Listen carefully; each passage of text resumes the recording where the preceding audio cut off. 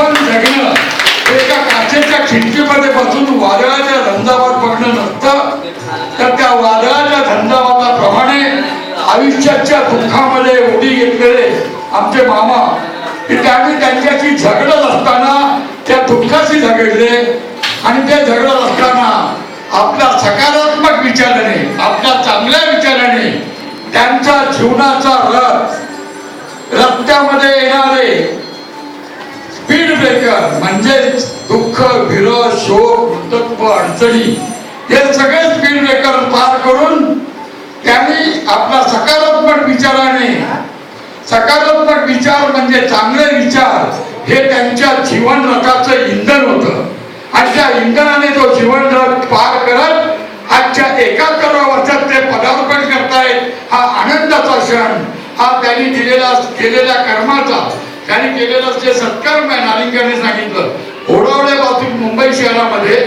त्यांनी ज्यांच्याशी संपर्क आला ते त्यांना विसरू शकत नाही.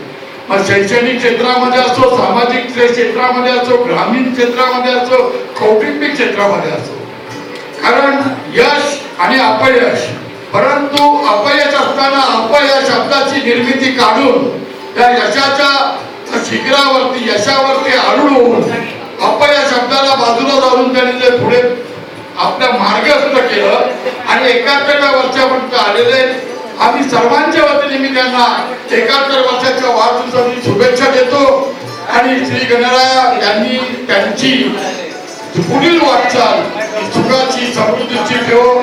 त्यांचे चिरंजीव बोलण्यासारखं भरपूर आहे. त्यांचे चिरंजीव आणि त्यांची कन्या, ही कन्या जोड म्हणून सांगतो की आमच्याकडे लहानपणी माझं लग्न झालं आधी किंवा छोट्याशा बावडीचं लगीन म्हणून जे डान्स करायची ती माझ्या आयुष्यात उतरायचं नाहीये. आज ती शिकवते कलाकारांना आणि आमच्या सर्वांना माहिती आहे. त्याचप्रमाणे एकच किस्सा सांगतो आणि माझं भाषण संपवतो. त्यांच्या गुणांचा एक नमुना आहे. माझं ज्यावेळी लग्न झालं त्यावेळी आमच्या प्रत्येक कार्यक्रमाच्या भगत कुटुंबाच्या, आमच्या वडिलांप्रमाणे गेल्या भगत कुटुंबाकडे असायचे.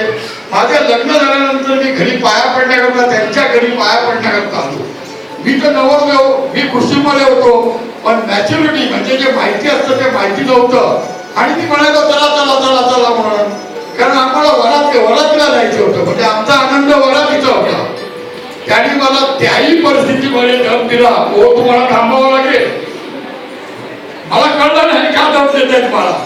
आणि नंतर मला वाण झालं की मुलगी घरातून निघताना त्यांच्या आई वडिलांचा एक निरोप घेऊन निघते आणि त्याची जाणीव माझ्या मुलीचं लग्न झालं तेव्हा माझ्या डोळ्यात अश्रू आले. त्यावेळी मला मामांची आठवण आली, ही बरोबर होतं.